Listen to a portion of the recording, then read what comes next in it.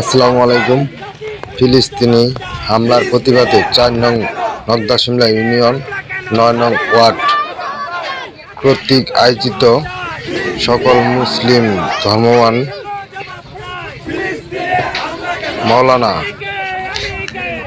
আব্দুল কাদের গুলদারি সাহেব, অধ্যাপক হাদিরা ইউনিয়ন মাদ্রাসা principal.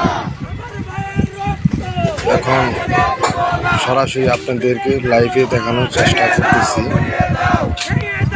Aminur Gopalpur news media পক্ষ থেকে। সকলকে আজকে জুম্মাবাদ মোবারক। সকলে লাইভটি শেয়ার করবেন এবং অন্যকে দেখার সুযোগ করে দিবেন।